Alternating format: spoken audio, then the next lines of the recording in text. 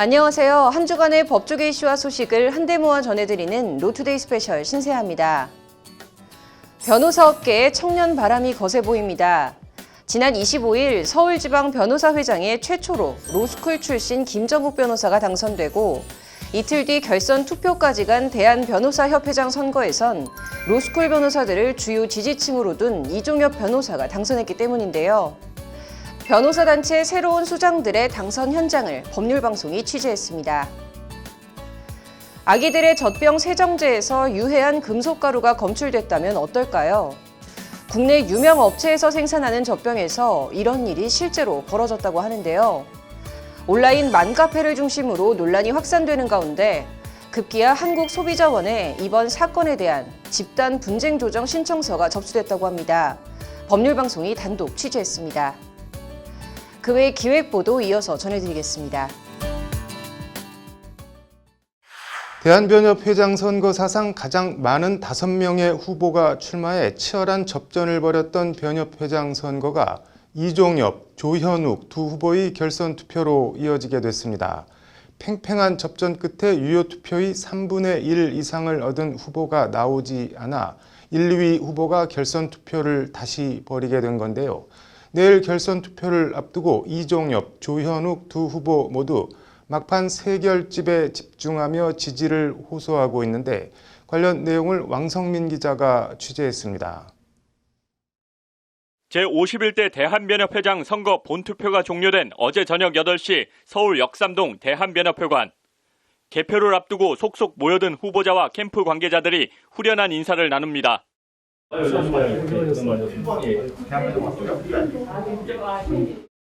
어딘가에 급하게 전화를 거는 캠프 관계자의 모습도 포착되고 여러분 개표하겠습니다.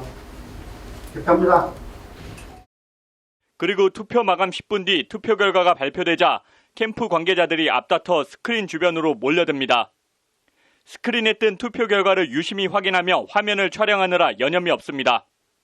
현장 투표와 온라인 투표 합산 결과 1위는 3,948표를 얻은 이종엽 후보가 차지했습니다. 그 뒤를 이어 조현욱 후보가 3,528표를 얻어 2위를, 황용안 후보가 3,353표를 확보해 3위를 각각 차지했습니다. 2,208표를 얻은 박종훈 후보와 1,682표를 얻은 이종린 후보 모두 두 자릿수 득표율을 기록했지만 각각 4위와 5위에 머물렀습니다. 변협회장 선거 사상 가장 많은 5명의 후보가 출마해 치열한 접전을 벌인 이번 선거의 최종 투표율은 60.12%로 역대 최고치를 기록했습니다. 2위 조현욱 후보와 3위 황용안 후보의 표 차이는 단 175표, 득표율 차이는 1.19%포인트에 불과할 정도로 박빙의 승부가 펼쳐졌습니다. 박빙의 승부에 표가 분산되면서 당선에 필요한 3분의 1 이상을 확보한 후보가 없어 당선자는 1위 이종엽 후보와 2위 조현욱 후보의 결선 투표로 결정됩니다. 결선 투표는 내일 치러지는데 관련해서 간발의 차이로 3위를 차지한 황용안 후보의 거취에 관심이 모아지고 있습니다. 지지층이 탄탄한 황용안 후보가 결선 투표에서 특정 후보 지지를 선언할 경우 캐스팅 보트로 작용할 수도 있기 때문입니다. 관련해서 황용안 후보는 오늘 오전 자신의 페이스북 낙선 인사를 통해 수요일 결선 투표에서는 우리 협회를 위해 진정으로 일해줄 후보님이 당선되기를 바라겠습니다는 글을 남겼습니다.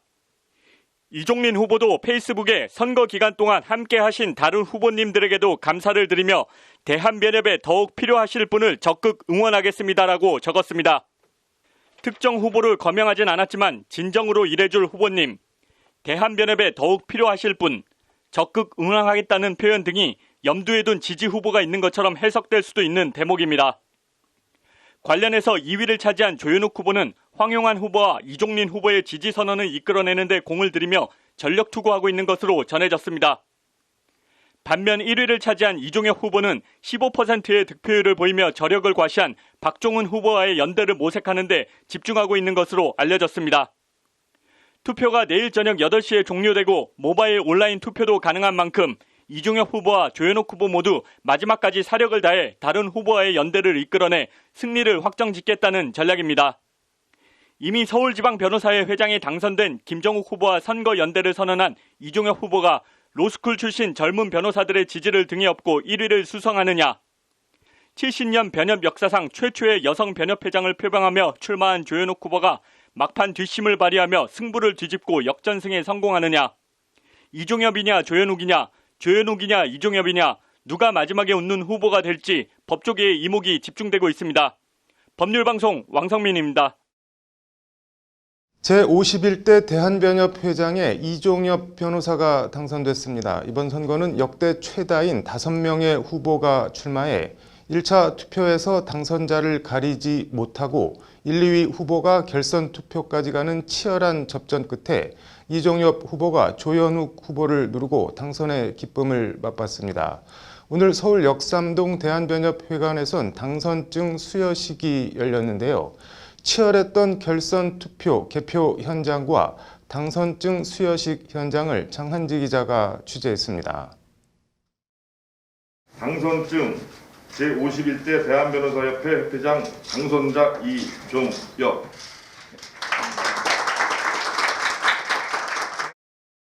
제51대 대한변협회장 선거 당선증을 수여받은 이종엽 당선인은 후련 시원한 표정으로 이번 선거는 정말 힘들었다는 소회를 밝혔습니다. 이번 선거는 후보가 5명이나 난립하는, 말하자면 굉장히 회원들 입장에서는 선택하기 어려운 그런 선거였습니다. 그리고 또 결선투표로 가면서 또 굉장히 치열한 선거전이 펼쳐지고 또 후보들 간에 긴장감도 흐르는 그런 유례없는 치열한. 이렇게 어려운 선거에서 자신을 선택한 데 대해 이종엽 당선인은 대한변협 회원들에게 경의를 표한다고 공을 회원들에게 돌렸습니다. 우리 2만 5천여 우리 회원님들의 선택에 대해서 진심으로 경의를 표합니다. 이제는 공약사항들을 어떻게 이행할 것인지 착실히 준비해서 성심을 다해서 초심을 잃지 않고 세무를 수행을 하겠습니다. 앞서 어제 저녁 8시를 막 넘긴 서울 역삼동 대한변협회관 제51대 대한변협회장을 뽑는 결선 투표가 저녁 8시를 기해 끝나고 그러면 투표하겠습니다. 결선 투표 개표 결과가 스크린에 뜨자 환호와 탄식이 교차합니다. 이겼습니다. 이겼어. 개표 결과 8,536표를 얻은 이종엽 후보가 6,014표를 얻은 조현욱 후보를 2,500표 이상 여유롭게 따돌리고 제51대 대한변협회장에 당선됐습니다. 산술적으론 1차 투표 2, 3, 5위 득표자가 연대한 조현욱 후보의 우세가 점쳐졌지만 막상 뚜껑이 열리자 박종훈 후보의 손을 잡은 이종엽 후보의 낙승으로 나타난 겁니다. 투표 결과가 전해진 조현욱 캠프엔 일순 정막이 흘렀고 결과가 믿어지지 않는다는 망연자실한 반응도 나왔습니다. 그쪽이 더 높게 나왔어요? 어머. 몇 표가 더 높아요? 17% 쳐요. 와. 정말 우리는 예상을 전혀 안 했는데. 정막과 아연한 반응도 잠시 조현욱 캠프 측은 곧 패배를 인정하고 받아들였습니다. 결과는 나왔으니까 그렇죠. 어쩔 수 없고 받아들여야 되죠. 뭐. 다 같이 고생하셨습니다. 다 같이 화이팅! 조현욱 후보도 짙은 아쉬움을 나타내기도 했지만 결과를 겸허히 받아들인다며 변협의 화합과 통합을 당부했습니다. 겸허히 받아들이고 승자에게 축하를 보냅니다. 상대방들이 주장했던 것처럼 직역수와 직역 확대를 잘 이루시고 또한 회원들이 많이 이제 분열돼 있는 상황인 것 같은데 회원의 화합과 통합도 잘 이루어지시길 빌겠습니다. 당선 기자회견에서 이종엽 당선인도 청년 변호사와 중견 변호사를 막론하고 변협에 대한 변화와 개혁 열망이 선거 결과에 반영된 것 같다며 조화롭고 단합된 변협을 만들겠다고 힘줘 강조했습니다. 아이디어가 풍부하고 패기가 있는 우리 젊은 변호사님들, 경험과 능력을 가지신 우리 중견 변호사님들을 적정하게 조화롭게 대한변협의 신임 집행부가 정말 패기 있고 그리고 지혜롭고 단합된 모습으로. 이종엽 당선인은 다음 달 25일 제51대 대한변협회장 취임식을 갖고 신임 집행부와 함께 변협회장 2년 임기를 공식 시작합니다. 법률방송 장한지입니다. 네, 앞선 리포트에서 제51대 대한변협회장 선거 이종엽 당선인의 초심을 잃지 않겠다는 당선 소감을 전해드렸는데요. 제51대 변협회장 당선 이후 언론사 가운데에서 최초로 법률방송 취재진이 단독으로 이종엽 당선인을 만나 좀 더 자세한 얘기를 들어봤습니다. 이종엽 당선인 단독 인터뷰 왕성민 기자입니다. 제51대 대한변협선거 당선증을 받은 이종엽 당선인은 다시 복귀해봐도 절대 쉬운 선거가 아니었다고 이번 선거를 평가했습니다. 말씀하신 바와 같이 이번 선거에 5명의 후보들이 난립을 하고 또 선거 과정에서도 서로 많은 그 선거 규칙 위반 문제도 제기됐고 또 긴장감도 흐르는 그런 치열한 선거가 전개됐습니다. 그러나 결국은 실제 이번 선거는 출마 후보들이 특정 후보를 변협선거 규칙 위반으로 집단 신고하고 이에 다시 맞고발이 이루어지는 등 초유의 사태가 많았습니다. 그 와중에서도 1차 투표가 끝난 뒤 낙선한 후보들이 모두 결선 투표에 진출한 두 후보와 이합 집산을 하는 등 시종일관 손에 땀을 쥐게 전개됐습니다. 한 치 앞도 내다보기 힘들었던 치열한 접전, 이종엽 당선인은 결과적으로 이 모든 과정이 다 의미가 있다고 말합니다. 결국은 이 많은 과정들과 이 목소리들이 우리 회원들의 권익을 신장하고 또 나아가서 변호사 협회의 위상을 바로 세우기 위한 큰 틀에서는 다 같은 입장입니다.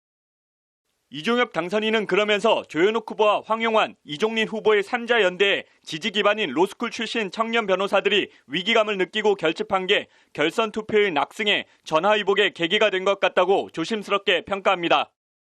청년 변호사들의 지지 그리고 현 집행부에 대한 심판 이것 두 가지가 동시에 이번 선거의 승리 요인이었다고 생각을 합니다. 또 나아가서 한 가지 덧붙이자면 여기에 변협 개혁과 변화에 대한 의지와 열망이 현 변협 집행부와 각을 세워온 자신에 대한 지지로 나타나 1차 투표 1위, 결선 투표 낙승이라는 결과로 이어진 것 같다고 이종엽 당선인은 말합니다. 일선에서 여러 가지 애로사항과 고충을 겪고 있는 많은 개혁 변호사들의 목소리에 현 집행부가 귀를 기울이지 않고 일방통행시 그 회무를 펼쳤기 때문에 이에 대한 불만이 누적되어 있었다. 당선증을 수여받고 초심을 잃지 않겠다고 강조한 이종엽 당선인은 법률방송과의 인터뷰에서도 초심을 거듭 강조했습니다.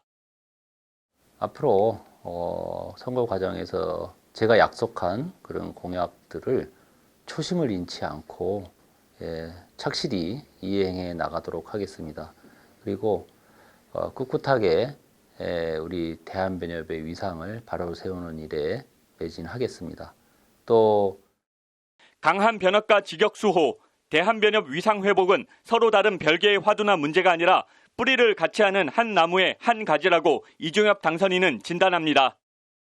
이 위상 추락의 큰 문제는 변호사협회 집행부가 어떤 중립성, 정치적인 중립성 이런 것에 관해서 제대로 대응을 하지 못했다는 점. 그래서 그 점을 유념을 해서 우리 변호사 단체 회문을 집행을 한다면 정치적인 위상의 회복 문제는 자연스럽게 해결된다고 봅니다. 직역수호에 효율적으로 대응할 수 있는 강한 변협을 만들기 위한 방안으로 이종엽 당선인은 현안에 대한 의사결정의 신속성과 공정성, 객관성을 강조합니다. 그리고 그 중심에서 3만여 변호사들의 수장, 대한변협 회장이 굳건히 중심을 잡고 있어야 한다고 이종엽 당선인은 힘주어 말합니다. 우리 대한변협의 내부 의사결정 과정에서의 그 신속성, 또 공정성, 객관성을 담보하기 위한 균형적인 인선과 의사결정의 속도감 이런 것이 필요하다고 생각을 합니다. 또 주위에 격부를 기웃거리지 않는 중심 있는 협회장이 인접 직역으로부터의 직역 수호나 변호사 처우 개선 등 직역 확대, 사설 법률 플랫폼에 대한 적극적인 대응을 위해선 법제도 개선이 필수적으로 병행되어야 한다는 것도 이종엽 당선인은 명확하게 인식하고 있습니다. 여야를 막론하고 우리 정치권의 많은 협조를 구해야 됩니다. 그래서 동시에 또 우리 국민들의 이해를 구해야 될 사안들도 적지 않고요. 그러자면 또 우리 언론과 국민들의 이해를 구하기 위한 다양한 방법의 홍보와 또 이를 위해 국회의원이나 보좌관 등 국회 경험이 있는 변호사들을 전면에 배치하는 등 변협이 보유한 풍부한 인력풀과 가용 자원을 적재적소에서 적극 활용하겠다는 것이 이종엽 당선인의 보관입니다. 그런 토론장이라든지 이런 것을 개최를 하고 특히 국회 관계에 있어서는 우리 변호사님들 중 현직 국회의원 출신 변호사님들의 지혜와 경륜도 많이 이렇게 활용을 하고 협조를 구하고. 이종엽 당선인은 변협 재정 관련해선 변호사 1만 명 수준 당시 책정된 지방회원 분담금이 변호사 3만 명 시대에도 그대로라며 분담금 인하와 변협 재정 건정성 유지, 두 마리 토끼 모두를 잡는 게 충분히 가능하다고 말합니다. 우리 변호사 숫자 급증하면서 대한변협의 예산은 매년 흑자를 내고 있습니다. 네, 그래서 저희가 파악하기로는 대한변협의 예산에서 상당한 재정 운영에 여지가 있기 때문에 다른 방만한 재정 지출을 가급적 절감하고 불필요한 예산 요소는 축소한다면 충분히 그 점은 2주 앞으로 다가온 민족의 명절 설. 이종엽 당선인은 다음 달 25일 취임식을 갖고 시작할 제51대 대한변협회장으로서의 각오를 거듭 밝히며 변협 회원과 법률방송 시청자들의 평안을 바라는 덕담으로 당선 이후 언론사와 가진 첫 인터뷰를 마무리했습니다. 앞으로 다른 생각을 하지 않고 우리 변호사만 바라보는 그런 회무를 일관성 있게 추진함으로써 우리 대한변협의 위상이 자연스럽게 따라오는 그런 정책을 펼칠 각오입니다. 다가오는 설해를 맞이하여서 여러분 모두 댁내에 평안하시고 좋은 일들이 가득한 그런 한 해가 되시기를 진심으로 기원합니다. 네, 감사드립니다. 법률방송 왕선민입니다. 제96대 서울지방변호사회 회장 선거 본투표가 오늘 치러졌는데 본투표와 지난 22일 사전투표 그리고 모바일 투표를 합산한 결과 기호 2번 김정욱 후보가 최종 당선됐습니다. 로스쿨 출신 변호사로는 첫 서울변회장 당선인데 서울변회는 오늘 서울 소공동 롯데호텔에서 총회를 열어 김정욱 변호사의 서울변회장 취임을 선포하고 곧바로 취임식을 열었습니다. 본투표와 총회, 취임식 현장을 왕성민 기자가 취재했습니다. 먼저 회장 당선자를 선포하겠습니다. 총 투표 11,929표 중 4,343표로 최다 득표한 김정욱 후보자가 제96대 서울지방변호사회 당선되었습니다. 제96대 서울지방변호사회 회장에 김정욱 변호사의 이름이 불리자 가슴을 졸이며 지켜보던 각 후보 캠프에선 탄식과 환호가 교차합니다.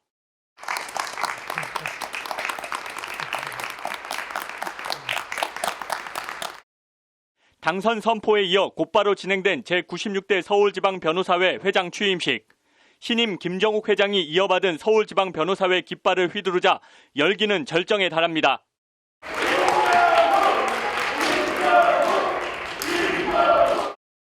곧바로 2년 회장 임기를 시작하게 되는 김정욱 회장은 취임 일성으로 강한 서울변회와 직역수호를 거듭 강조하며 초심을 잃지 않겠다고 다짐했습니다.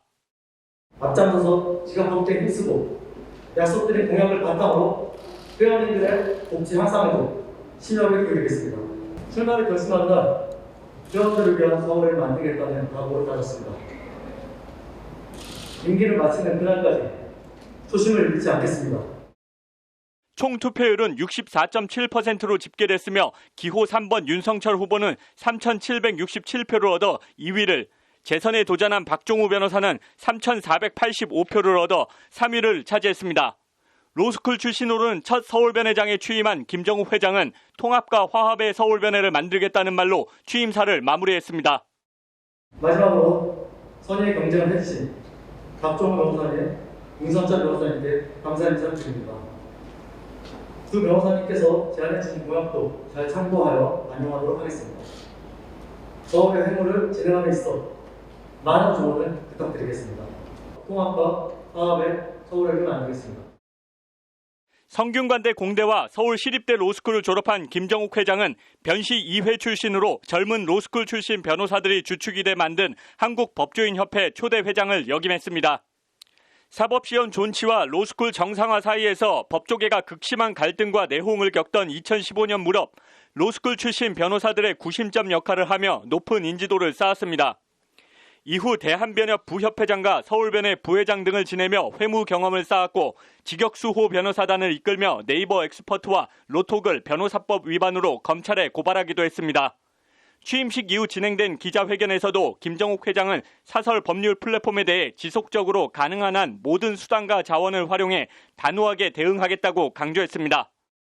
장기적으로는 이걸 입법 작업을 통해서 어느 정도 법조 단체의 인가 등을 거친 광고 시스템이 광고만 허용될 수 있도록 해야 할 필요가 있고요. 그 외에도 지금의 플랫폼 형태에 대해서는 변호사법을 침탈한다고 보이는 부분은 단호하게. 김정욱 당선자는 이번 선거에서 사설 법률 플랫폼 엄정 대응 외에도 변호사 비밀 유지권 확립, 상고심 변호사 강제주의 도입 추진, 의무 연수 부담 감경 및 경유 증표 대폭 할인, 전문인 배상 책임보험 제공 등의 공약을 제시했습니다. 기자회견에서 김정욱 회장은 당선은 끝이 아닌 새로운 시작일 뿐이라며 공약 실행에 대한 강한 의지를 나타냈습니다. 그래서 정말 드는 생각은 서울지방변호사의 회장이 된다는 것이 끝이 아니라 이제부터 시작입니다. 지금부터 모든 그 공약들을 버킷리스트로 정리하고 또 직역서 상설 특위도 신설을 해서 계속해서 진행 과정을 체크하면서 성과를 거둘 수 있는 그런 집행부가 될 수 있도록. 김정욱 회장은 이와 함께 로스쿨 결혼 보충제 폐지를 가장 시급한 과제로 꼽았습니다. 대외적으로 가장 먼저 해야 할 활동은 저는 지금 결혼 보충제에 대한 교육부와의 협의라고 생각을 합니다. 서울지방변호사에서 먼저 나서서 교육부의 입장을 표명하고 협의에 나서야 할 거라고 생각합니다. 이것이 제가 생각한 첫 번째 외부적 업무고. 대한변협회장 선거 본투표도 오늘 함께 진행됐는데 김정욱 후보자의 서울변회장 당선이 변협회장 선거에 어떤 영향을 미칠지 변협회장 출마 후보자들도 촉각을 곤두세우는 모양새입니다. 김정욱 회장이 변협회장 선거 기호 4번 이종엽 후보와 연대를 선언하며 일종의 러닝메이트처럼 함께 출마했기 때문입니다. 코로나19 사태로 인한 변호사 시장 위축과 인접 직역 자격사와의 직역 갈등, 여기에 거대 자본의 법률 플랫폼 문제까지 김정욱 신임 서울변회장과 새로 뽑힐 대한변협회장이 삼중고에 처해 있는 변호사 업계의 난제들을 어떻게 풀어나갈지 법조계의 관심이 집중되고 있습니다. 법률방송 왕성민입니다. 법률방송에서는 어제와 오늘 제51대 대한변협회장 이종엽 당선인과 제96대 신임 김정욱 서울지방 변호사의 회장 단독 인터뷰를 전해드렸는데요. 이번 선거를 쭉 취재해온 왕성민 기자와 선거 뒷얘기들을 더 자세히 나눠보도록 하겠습니다. 네, 왕 기자, 이번 변협회장 선거는 선거운동 기간 내에 좀 유독 잡음이 많았던 것 같은데요. 예, 그렇습니다. 일단 역대 가장 많은 5명의 후보가 출마해 시작부터 어떻게 보면 과열 양상을 보였습니다. 애초 유력 후보로 점쳐졌던 조윤욱 후보를 이종린, 황용환, 박종훈 세 후보가 변협 선관위에 집단 신고를 한 게 단적인 사례입니다. 네. 조윤욱 후보가 사용한 경력 등이 상세히 적힌 접이식 명함이 제공이 금지된 일종의 팸플릿에 해당돼 변협 선거 규칙을 위반했다는 건데요. 네. 이에 조윤욱 후보도 곧바로 황용환, 박종훈, 여기에 이종엽 후보까지 선거규칙 위반으로 맞고발을 하며 맞섰고 이 과정에서 신경전과 언쟁을 벌이는 모습이 법률방송 카메라에 고스란히 포착되기도 했습니다. 아무튼 선거 과정이 순탄치 않았다, 험악했다 이렇게 보시면 될 것 같습니다. 또 여기에 토론회를 개최하니 만일을 두고도 논란이 좀 계속됐죠? 그렇습니다.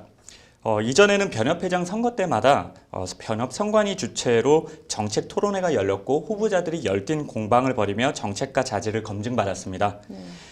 회원들도 후보들의 옥석과 진면목을 판단할 수 있었고요. 그런데 무슨 이유에선지 이번 변협 선관위는 별다른 설명도 없이 이번 선거에선 토론회를 안 열겠다고 사실상 일방적으로 통보했습니다. 이에 안 그래도 코로나로 대면 선거운동이 어려운데 깜깜이 선거라는 변협 안팎의 비판과 비난이 쇄도했고요.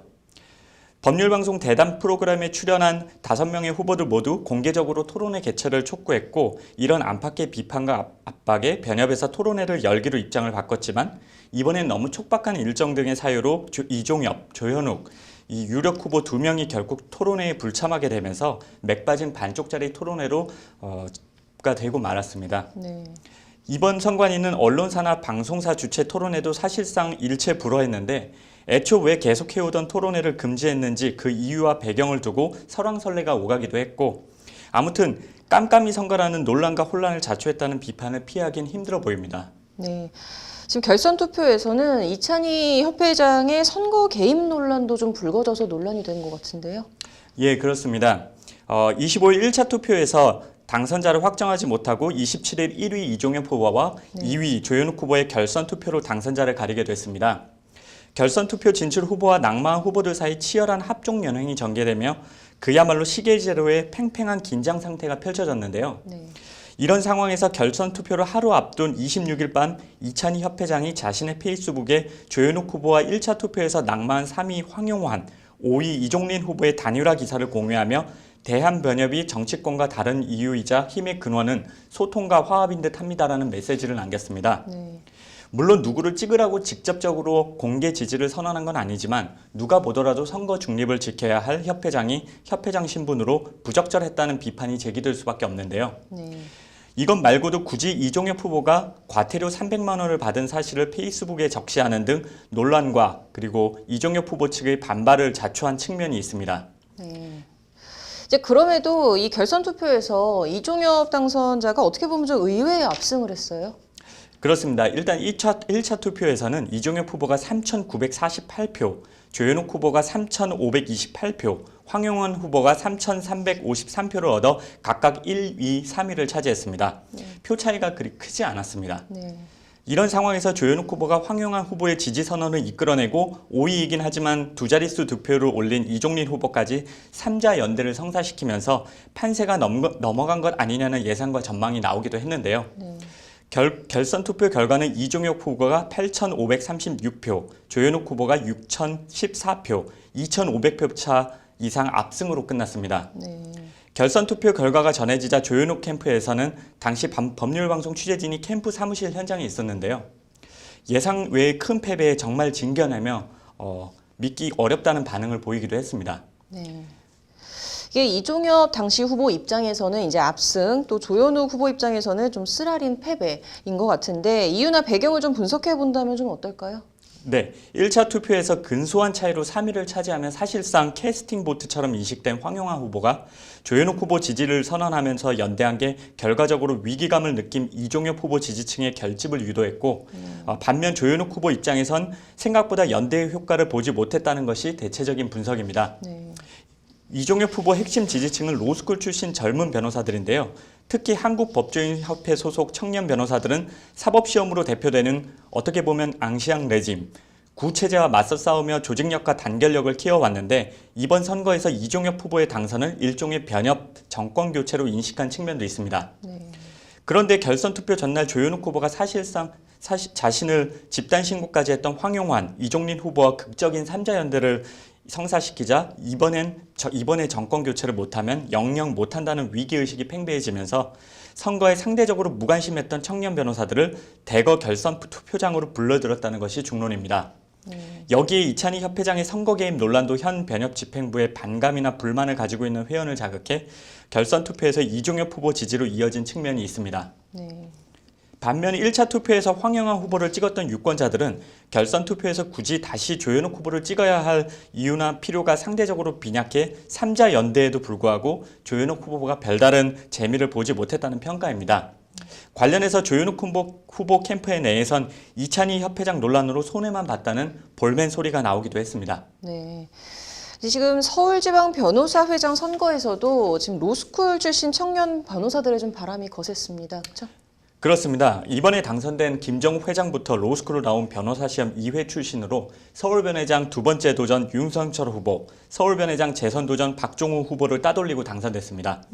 첫 로스쿨 출신 서울변회장 탄생 자체가 변호사 사회의 변화를 극적으로 보여주는 상징적인 한 장면이라고 볼 수 있는데요.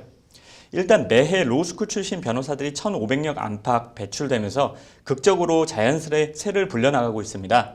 서울변회뿐 아니라 이번 변협회장 선거 이종엽 당선인도 선거 초기부터 로스쿨 출신 김정욱, 이제는 서울변회장이지만 당시 후보와 연대 행보를 같이 했는데요. 이번 선거는 로스쿨과 변시 출신 소장 변호사들의 본격적인 주류 편입을 알리는 신호탄이다. 이렇게 의미를 부여할 수 있을 것 같습니다. 네. 지금 대한변협과 서울변회가 좀 사실상 한 캠프에서 나온 셈이니까 좀 정책이나 뭐 공약 추진도 함께하면서 탄력을 좀 받을 수 있겠네요. 네, 맞습니다. 이종엽 변협회장 당선인과 김정욱 서울변회장 두 사람 모두 직역 수호 변호사단과 법조 정상화를 위한 변호사 모임 공동대표를 맡으며 선거 전부터 이른바 직역 수호 활동에 함께 매진해 왔습니다. 변호사 시장을 잠식 장악하고 있는 거대 사설 법률 플랫폼에 대한 고발도 공동으로 진행하는 등 정책 컬러와 공약도 대동소이합니다. 일단 플랫폼 관련해선 회 차원에서 변호사들의 사설 플랫폼 탈퇴를 유도해 플랫폼 영업을 사실상 무력화하는 방안을 추진할 것으로 예상됩니다. 장기적으로는 비변호사의 변호사 광고 행위를 금지하는 입법을 통해 법률 플랫폼을 퇴출시키는 수순을 밟지 않겠냐는 예상이 나오고 있습니다. 어쨌든 이번 선거가 이종엽, 김정욱 연대의 완전한 승리로 끝난 만큼 변협과 서울변회가 보폭을 같이 하며 여러 공약과 정책들을 추진할 걸로 보이는데 실제 얼마만큼의 성과와 시너지 효과를 낼지는 차차 지켜봐야 될 것 같습니다.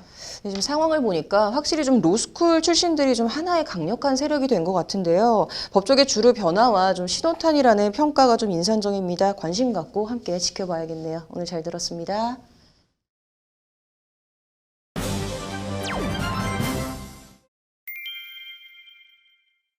네, 눈에 넣어도 아프지 않을 아기 젖병 세정제에서 아기에게 유해한 금속가루가 검출됐다면 어떨까요? 이런 일이 실제 벌어졌다고 하는데 국내 굴지의 유명 젖병을 생산하는 업체의 젖병 세정제에서 뭔지 모를 금속가루가 나와서 인터넷 맘카페를 중심으로 논란이 확산되고 있습니다. 급기야 한국소비자원에 집단 분쟁 조정 신청서가 접수됐다고 하는데 왕성민 기자가 단독 취재했습니다. 분유가 들어있는 아기 젖병에 검은색 이물질이 여기저기 눈에 띕니다. 표면에도 뭔지 모를 이물질이 둥둥 떠 있습니다. 저는 처음에는 후추나 이제 음식에서 나온 건 줄 알았어요. 그래서 어떻게 분유만 탔는데 이런 검은 이물질이 나오나 굉장히 당황했었고. 아기 젖병에서 이런 이물질을 발견한 사람은 한두 명이 아닙니다. 이물질을 보자마자 다른 프링에서 떨어진 그냥 금속 물질 같은 느낌이 들더라고요. 젖병 속 이물질은 씻어도 없어지지 않았다고 합니다. 계속 씻어도 검은색 이물질이 안 없어지는 거예요. 젖병 안에 있는 이물질이. 알고 봤더니 이물질은 젖병 세정제에서 나온 것으로 확인됐습니다. 저희도 이제 급하게 열어봤거든요. 썼던 젖병 세정제를. 근데 실제로 썼던 젖병 세정제 안에 검은색 철가루 같은 것들이 있는 거예요. 그래서 굉장히 당혹스러웠고. 젖병과 젖병 세정제의 제조와 유통, 판매 업체는 전 세계적으로 유명한 굴지의 아기용품 생산업체입니다. 유한 킴벌리나 이게 지금 더블아트라는 게 더블아트 젖병이 있어요. 그래서 더블아트 젖병이 되게 어떻게 보면은 많이 팔리는 소위 뭐 국민 젖병 이렇게 얘기를 할 정도로 되게 인기 상품인데 젖병 속 이물질이 어디서 나왔는지 성분이 무엇인지 물었지만 별다른 대답은 들을 수 없었다고 합니다. 아이가 쓰는 제품이 있다 보니까 성분 요청을 계속 했는데 계속 먼지이고 너무 소량이어서 금속의 이물질 성분이 파악이 안 된다 뭐 이런 식으로 맘카페를 중심으로 집단적으로 대응하자 회사 측은 그제서야 그러면 환불해주겠다는 식으로 나왔다고 소비자들은 분통을 터뜨립니다. 그런데 그쪽에서는 먼지라고 계속 주장하시다가 일단은 많은 배신감이 들었죠. 왜냐하면 그 전까지 제가 계속 이의를 제기할 때마다 먼지라고 일관되게 저한테 얘기를 하셨고. 문제의 이물질은 자성에 반응하는 금속 물질로 확인이 됐습니다. 그제서야 이제 회사에서는 뭐 금속인데 뭐 스테인리스다 뭐 이런 식으로 답변을 했는데, 제가 보기에는 그냥 이 사안을 은폐하려고 하는 것밖에 안 된다. 논란이 확산되자 해당 검은 이물질이 있는 젖병 세정제를 가져오면 환불을 해주겠다는 업체 측의 태도는 소비자들의 화를 더 키웠습니다. 굉장히 당혹스럽고 난처했던 거는, 저희는 사실 이 제품을 너무나도 믿고 썼기 때문에 이거를 열심히 쓰고 다 어떻게 보면 다 쓴 통들은 다 버렸단 말이에요. 근데 이 회수를 조건으로 해서 환불을 하다 보니까, 이에 금속성 이물질이 들어간 해당 젖병 세정제를 사용한 소비자 142명이 지난 22일 한국소비자원에 집단 분쟁 조정을 신청했습니다. 더블아트 젖병이 워낙 인지도가 있는 젖병이고, 그에 따라서 그 젖병 세정제도 같이 이제 판매가 세트로 되기도 하고 해서 아주 많이 쓰는 세정제입니다. 그래서 저희 그 소송인단 이외에도 굉장히 피해자들이 많을 것으로 생각합니다. 법률방송이 입수한 집단 분쟁 조정 신청서입니다. 신청서는 해당 젖병 세정제는 인체에 유해한 크롬이 섞인 철가루로 해당 회사가 제조물 체금법 등 관련법을 위반했다고 적시하고 있습니다. 실제로 이 제품에 하자가 있다는 사실이 더블아트 사이트에만 올라와 있고, 그 외에 따로 그런 하자에 대해서 고지가 된 부분이 전혀 없어요. 그래서 이제 소비자들이 좀 더 늦게 알게 되는 경우도 많았고, 소비자들은 이 사건 젖병 세정제 구입 대금 환불과 피해자 1인당 50만 원의 위자료, 그리고 정확한 진상 규명과 사과를 요구하고 있습니다. 어떻게 보면 제일 중요하다고 할 수 있는 것이 그 금속 이물질이 정확히 어떤 것인지 아직 그 성분에 대해서 명확하게 밝혀진 바가 없기 때문에 그 이물질의 성분에 대해서 좀 더 철저한 규명이 필요하고, 그에 대한 사과 조치까지 모두 이루어져야지. 이에 대한 법률방송의 질의에 대해 유황킴벌리 측은 판매사로서 사전에 보다 철저히 관리하지 못한 데 대해 깊은 책임감을 느낀다며 현재 환불이 진행되고 있으며 관련 절차가 진행되면 성실히 임하도록 하겠다고 밝혀왔습니다. 관련해서 한국소비자원에 집단 분쟁 조정을 신청한 장혜준 변호사는 업체 측에서 조정에 불응할 경우 대기업의 나몰라라 행태에 경종을 울리는 차원에서 피해자들을 규합해 집단 소송에 나서겠다고 밝혔습니다. 법률방송 왕성민입니다. 네, 이른바 P2P 대출이라고 개인과 개인 사이 대출을 알선하는 업체들이 기존 금융권이 커버하지 못하는 공백을 채우며 지난 10년 사이 우후죽순처럼 많이 생겨났는데요. 국내 1세대 P2P 금융업체로 은성수 금융위원장이 금융혁신 사례라고까지 극찬했던 팝펀딩이라는 회사가 있습니다. 그런데 이 팝펀딩 대표가 사기 혐의로 구속 기소된 가운데 피해자들이 집단 형사고소를 준비하고 있다고 합니다. 어떤 내용인지 신세아 기자가 취재했습니다. 팝펀딩은 세상을 연결하는 금융 플랫폼이라는 슬로건을 내세우며 지난 2007년 서비스를 오픈한 P2P 업체입니다. P2P는 금융기관을 거치지 않고 업체나 개인과 투자자를 직접 연결해주는 온라인 대출 중개업을 말합니다. 통상 이자율은 연 10% 안팎으로 중소업체나 소상공인들은 제2금융권보다 낮은 금리로 자금을 빌릴 수 있고, 투자자들은 은행 금리보다 고수익이 보장된다는 점에서 서로 윈윈입니다. 팝펀딩은 이에 홈쇼핑이나 오픈마켓에 진출한 유망한 중소기업과 투자자들을 연결하는 등 특색 있는 영업으로 업계 호평과 주목을 받으며 성장했습니다. 의류나 신발, 가방 등 업체 동산을 담보로 투자자들을 끌어모아 대출을 일으키고, 차입자가 이를 상환하면 투자금의 수익금을 얹어 투자자에게 돌려주는 방식으로 수익을 실현했습니다. 깨끗한 후원금이나 투명한 선거자금을 조달한다며 문재인 대통령이나 고 박원순 전 서울시장 등 유명 정치인의 이름을 딴 펀드를 만들어 신선하다는 평가와 큰 유명세를 얻기도 했습니다. 지난 2019년 11월엔 은성수 금융위원장이 팝펀딩을 직접 방문해 금융혁신이라고 치켜 세우기도 했습니다. 동산금융이 혁신을 만나 새로운 형태의 동산금융상품이 출시되고 있다. 팝펀딩을 시작으로 또 다른 동산금융 혁신 사례가 은행권에서 탄생하길 바란다는 게 당시 은 위원장의 말입니다. 그러나 지난해 6월 팝펀딩 신현욱 대표가 돌연 자금 돌려막기 사기로 검찰에 구속 기소되는 투자자들 입장에선 청천벽력 같은 일이 터졌습니다. 입금이 안 됐어요. 왜냐하면 그 이자 들어오는 날이 정해졌거든요. 그 날짜가 정해졌는데 그 전부터 몇 건이 연체가 되기 시작했고, 투자 수익이 안 나는데도 계속 투자금을 끌어모았고, 이렇게 끌어모은 투자금 원금으로 돌려막기를 하다 어느 순간 임계점에서 터져버린 전형적인 돌려막기 사고입니다. A씨의 경우 부동산 담보 부실채권, 이른바 NPL 상품에 1,000만 원을 투자했다 수익은커녕 원금 일부도 날릴 처지에 몰렸습니다. 제가 원리금이 지급이 됐다고 하니 인출을 하려고 보니까 인출이 안 되는 거예요. 홈페이지 폐쇄되고. 그래서 이제 이건 사기다 라고 이제 직감을. 현재까지 검찰 수사로 확인된 것만 개인 투자자 등 피해자는 150명이 넘고 피해액은 약 550억 원에 달합니다. 초기에는 원리금이 입출금이 약속대로 됐어요. 그러면서 이제 그 고객이 늘고 그 다음에 이제 자금 금액이 이제 많아지니까 제가 봐서는 이제 금액이 많아지니까 때가 왔다 이때쯤에 이제 뭐 예를 들자면 본색을 이제 드러내는. 팝펀딩 업체도 업체지만 정부 금융당국을 향해 목소리를 높입니다.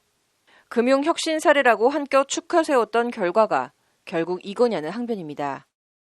저는 첫 번째 정부에 서운해요. 왜냐하면 초기에 이런 리스크들을 충분히 예상을 했었거든요. 근데 우후죽순으로 생겨나고 있는데 정부에서 방관을 했어요. 정부에서는 안전장치도 마련하지 않아서 절대 소비자가 피해를 입었다.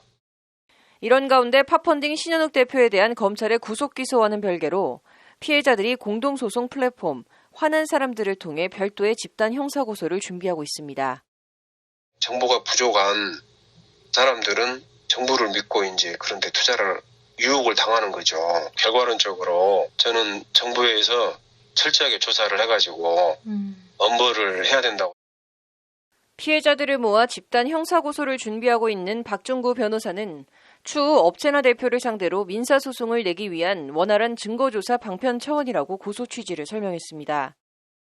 기본적으로는 이제 형사 고소를 먼저 이제 진행을 하는 이유는 바로 민사를 하기에는 이제 저희가 다시 증거 조사를 하기에는 시간이 너무 오래 걸려서 형사를 먼저 거쳐서 만약에 이제 신현욱 대표가 어떤 책임이 있다라고 인정이 되면 금융혁신 사례에서 돌려막기 사기업체로 전락하고 폐업한 국내 1세대 P2P 업체 팝펀딩. 대규모 추가 피해가 발생하지 않도록 P2P 업계 전반에 대한 전반적이고도 꼼꼼한 점검과 관리가 필요해 보입니다. 법률방송 신세아입니다. 법률방송에서는 어제 국내 1세대 P2P 금융업체 팝펀딩의 돌려막기 사기 논란과 관련해 피해자들이 손해배상 민사소송의 전초전으로 집단 형사고소를 준비하고 있다는 뉴스 전해드렸는데요.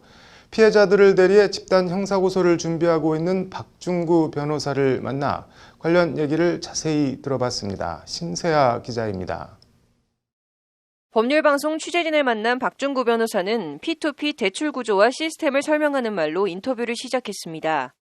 P2P라는 거는 기본적으로 피어 투 피어, 개인 간의 어떤 대출 거래라고 불리고 있지만 사실 그 실제 구조는 그 채무자, 그리고 P2P 업체, 그리고 투자자 이렇게 삼각관계로 이루어져 있어요. 그래서 투자자 자금이 업체에 직접 전달되는 것이 아니라 실제 대출을 일으키는 것은 P2P 업체와 연관된 대부 회사라는 게 박중구 변호사의 설명입니다.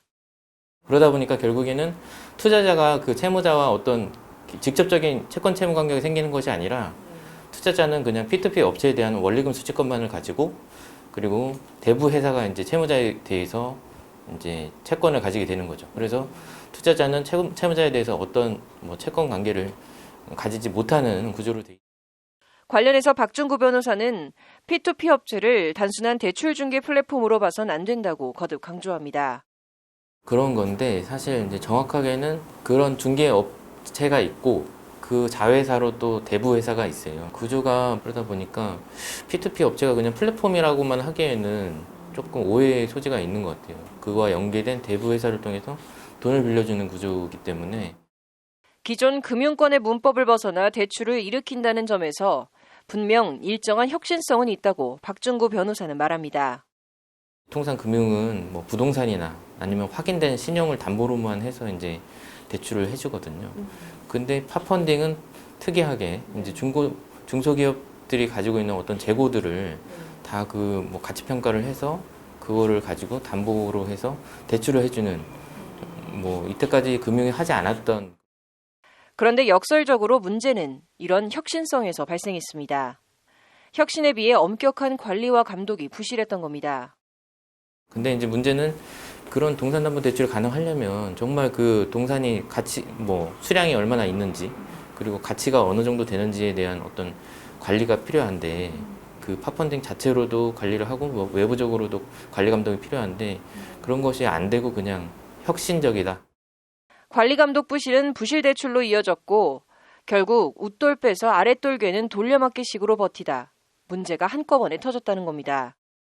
대부분 뭐 팝펀딩의 그 광고 내용을 신뢰하고 투자하셨던 분들이 이제 상환받지 못해서 이제 피해를 입으신 건데 원래 이제 지난해 초에 그 팝펀딩과 연계된 어떤 사모펀드에서 거기서 이제 그 1,000억 원이 넘게 환매 중단 사태가 발생했잖아요. 그래서 이제 팝펀딩 대표를 포함해서 다 550억 원의 그 돌려막기를 한 혐의로 그리고 구속 기소가 됐고 그래서 이제 그나마 증권회사의 팝펀딩 투자 상품을 통해 투자한 사람들은 증권회사라도 걸고 넘어질 수 있지만 팝펀딩에 직접 투자한 사람들은 말 그대로 공중에 붕 뜬 상태입니다.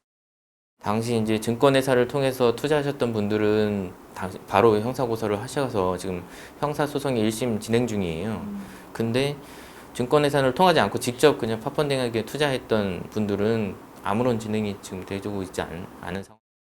박준구 변호사가 공동소송 플랫폼 화난 사람들을 통해 팝펀딩에 직접 투자한 피해자들을 모아 집단 고소를 추진하는 배경입니다. 대부분은 500만 원 이하 정도로.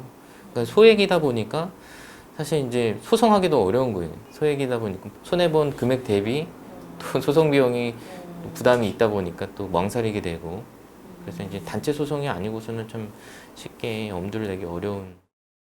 궁극적으론 민사소송을 통해 원금이라도 건지는 게 목표인데 박준구 변호사는 쉽지 않은 싸움이 될 거라고 털어놓습니다. 근데 이제 그런 손해배상 채권을 가지고 이제 신현우 대표나 지금 팝펀딩 회사가 가지고 있는 어떤 재산에 대해서 집행을 하실 수는 있는데 그 이제 집행 가능한 재산이 얼마나 있는지에 대해서는 현재로서는 알 수 없는. 박준구 변호사는 그러면서 P2P 업체의 광고나 기존 명성, 신뢰도를 맹신하고 투자하는 건 절대 금물이라고 강조합니다. 은성수 금융위원장이 혁신금융 사례라고 극찬을 했던 팝펀딩이 하루아침에 폐업하고 대표가 구속된 게 단적인 예라는 겁니다. 시중 금융에서 그냥 빌리면 되는 거예요. 왜 펀딩으로 하겠어요? 네. 근데 일반인들은 그냥 어떤 광고 자체가 너무 그럴듯하게 담보 가치가 충분하다라는 거를 광고를 하기 때문에 그 업체가 또 유명하다, P2P 업체가 유명하다 그러면 그 신뢰하고 투자를 결심하게 되는 거죠. 소액이다 보니까 부담도 없고. 네. 근데 정작 이제 돈이 회수가 안 되니까 다 손해로 남는 거예요. 박준구 변호사는 투자 상품 관련한 데이터를 꼼꼼히 확인하고 아울러 온라인 금융 허가를 받은 업체인지를 확인하는 건 기본 중의 기본이라고 조언합니다. 그래서 정말 다 이게 정말 신뢰할 만한 내용인지를 어떤 식으로든 확인이 필요하고 그런 온라인 금융업 관련한 그 허가를 받은 업체인지 등록한 업체인지 그런 거를 확인하시는 게 좀 가장 주요한 방법. 박준구 변호사는 그러면서 P2P 업체의 대출 상품에 대한 객관적인 데이터나 평가를 제공하는 것이 신뢰 확보와 상품 판매에도 도움이 된다며 관련 법제도 정비가 필요하다고 강조했습니다. 광고만 그럴듯하게 했다면 그걸 접하는 일반인들은 그것만 믿고 하는 거다 보니까 손해를 입으실 수밖에 없는 구조거든요. 제일 좋은 거는 이제 제3자의 어떤 법률 전문가가 이제 그런 상품이 어떻게 구성되고 있다든지 아니면 회계 전문가가 뭐 재고 자산이 그만큼 있다든지 그런 내용들을 좀 객관적으로 확인된 데이터가 있어야지 좀 신뢰하고. 법률방송 신세아입니다. 동아일보 기자 출신인 국민의힘 조수진 의원이 더불어민주당 고민정 의원을 후궁에 비유한 페이스북 글을 삭제하고 유감을 표했습니다. 항아리 주둥이는 덮기 쉬워도 사람 주둥이는 봉하기 어렵다. 오늘 뉴스 사자성어는 옹구이개 인취난봉 얘기해 보겠습니다. 조수진 의원은 그제 26일 자신의 페이스북에 고민정 의원을 후궁에 빗대는 글을 올렸습니다. 지난해 4월 총선에서 고민정 의원이 이인영 당시 민주당 원내대표 등 정권 차원의 지원을 받았다며 조선시대 후궁이 왕자를 낳았어도 이런 대우는 받지 못했을 것이라고 적은 겁니다. 산 권력에 힘을 얻고 당선됐다면 더더욱 겸손해져야 할 것이 아닌가. 겸손해야 마땅할 일이다라는 게 조수진 의원의 말입니다. 앞서 고민정 의원은 서울시장 보궐선거에 뛰어든 오세훈 전 시장에 대해 지난 22일 무상급식을 원하던 국민들로부터 종로 구민들로부터 광진을 주민들로부터 선택받지 못했음에도 여전히 조건부 정치를 하시는 걸 보며 아쉽고 또 아쉽다고 쓴소리를 한 바 있습니다. 이에 조수진 의원은 고민정 의원의 해당 발언을 비판하며 문재인 정부가 아끼고 사랑한다는 고민정 의원이 지난해 4월 총선에서 경합했던 오세훈 전 서울시장을 향해 광진을 주민들로부터 선택받지 못했다고 조롱했다. 천박하기 짝이 없다고 직격한 겁니다. 조수진 의원은 그러면서 고민정이란 사람의 바닥을 다시금 확인했다며 후궁이 왕자를 낳았어도 이런 대우는 받지 못했을 것이라고 고민정 의원을 왕자를 낳은 후궁에 비유한 겁니다. 후궁이라면 임금이 있다는 얘기인데 문재인 정부가 아끼고 사랑한다는 이라는 조수진 의원의 표현이 참 묘합니다. 민주당은 즉각 여성 국회의원을 후궁에 비유하다니 역대급 성희롱 망언이자 희대의 여성 비하다. 국회의원 자격이 없다며 의원직 사퇴를 요구했습니다. 당사자이자 삽시간에 문재인 정부의 후궁이 된 고민정 의원은 어제 27일 조수진 의원의 주소지인 서울 용산경찰서에 모욕죄 고소장을 냈습니다. 조수진 의원은 국민 세금을 받는 제1야당의 국회의원이다. 그냥 참고 넘어가지 않을 생각이라는 것이 고민정 의원의 말입니다. 고민정 의원은 그러면서 산 권력에 힘을 얻고 당선됐다는 말은 소중한 한 표를 행사한 주민들의 판단을 무시하는 폄하 발언이라며 광진을 주민에게 공식적으로 사과하라고 목소리를 높였습니다. 서울시장 보궐선거 국민의힘 예비후보로 출마한 김근식 경남대 교수도 조수진 의원을 향해 과도한 표현에 대해 사과하고 해당 글을 삭제하기 바란다고 촉구했습니다. 김근식 교수는 어제 27일 자신의 페이스북에 지난 총선 막바지에 야당의 막말 파문으로 수도권의 중도층 이반이 심화되었음을 뼈저리게 경험하지 않았느냐며 이같이 촉구했습니다. 청와대 출신 고민정의 특별 대접을 비판하더라도 왕자 낳은 후궁 표현은 분명히 잘못된 것이다. 넘어선 안 될 선이 있다는 게 김근식 교수의 말입니다. 안팎에서 논란과 비판이 쇄도하자 조수진 의원은 오늘 페이스북에 저희 비판이 애초 취지와 달리 논란이 된 점에 유감을 표한다며 해당 글을 삭제했습니다. 저희 비판글 가운데 비유적 표현이 본래 취지와 달리 모욕이나 여성 비하로 논란이 되고 정치적 논쟁이 대상이 됐다는 사실이 안타깝다. 특히 저도 여성 의원으로서 여야를 떠나 여성의 정치 참여 확대를 주장하는 입장에서 비유적 표현이 여성 비하의 정치적 논란거리가 됐다는 자체가 가슴 아프다는 게 조수진 의원의 말입니다. 조수진 의원의 페이스북 글 주어와 동사를 뜯어보면 후궁이라는 표현에 대해 유감을 표한 게 아니고 후궁 표현이 논란과 논쟁거리가 된 게 유감이고 안타깝고 가슴 아프다입니다.